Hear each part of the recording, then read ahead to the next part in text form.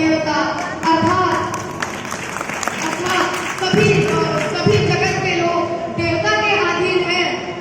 जगत देवता धीनाम जगत सर्वा एवं सभी देवता मंत्रों के अधीन है। ते मंत्राधीनांश देवता और सभी मंत्र ब्राह्मणों के अधीन है। ते मंत्रा ब्राह्मणाधीना तस्मात् ब्राह्मण देवता और सभी ब्राह्मणों को देवता तुल्य माना जाता है। अब मैं यह बताना चाहूंगा कि ब्राह्मणों के क्या क्या कार्य एवं कर्तव्य है। सर्वप्रथम ब्राह्मणों को जनेऊ धारण करना चाहिए, अपने मस्तक पर तिलक लगाना चाहिए, मन साफ होना चाहिए, कर्मकांड करने चाहिए, भगवत गीता पढ़नी चाहिए। यही सच्चे ब्राह्मण का लक्षण है। ब्राह्मणों की एक और महत्व है। ब्राह्मण समाज ही एक ऐसा समाज है जो अपने बारे में तो सोचता है, साथ साथ दूसरे समाजों के बारे में भी सोचता है। वे क्षत्रियों के बारे में भी सोचते हैं, बनियों के बारे में भी सोचते हैं। इसलिए तो कहते हैं सर्वे भवन्तु सुखिनः, सर्वे सन्तु निरामया, सर्वे भद्राणि पश्यन्तु मा कश्चित् दुःखात् भवेत्। अर्थात सभी सुखी हो, सभी निरोग हो, कोई दुख का भागी न बने, यही भगवान से मेरी प्रार्थना है।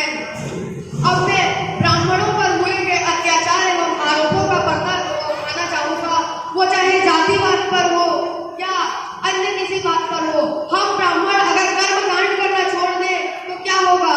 कहते हैं कि ब्राह्मणों के कारण किए गए कर्मकांड एवं भागवतों को सुनने से एक विशेष महत्व मिलता है। मैं चाहे द्वापर युग की बात करूं, सुदामा 5000 वर्ष पहले से गरीबी का चेहरा बनते आ रहे हैं। वो भी तब जब श्री कृष्ण द्वारिकाधीश उनके मित्र थे। सुदामा जी एक बात कहते तो श्री कृष्ण जी उन पर मणियों एवं हीरों की वर्षा कर देते, मगर सुदामा जी ऐसे नहीं थे, वे स्वाभिमानी थे। सुदामा जी को ना हीरे चाहिए थे ना मोती, उन्हें तो सिर्फ और सिर्फ भगवान के चरण चाहिए थे। हम ब्राह्मण भी ऐसे ही स्वाभिमानी हैं। हम सिर्फ इतना ही धन इकट्ठा करते हैं जितनी हमें भिक्षा मिलती है, वो भी ऐसे ही नहीं। हम उस परम पिता परमात्मा को आपके कल्याण के प्रार्थना करते हैं एवं आपके अनाज को स्वीकार करते हैं। और ब्राह्मणों पर यह आरोप लगाया जाता है कि ब्राह्मणों का इतिहास में कुछ योगदान नहीं है।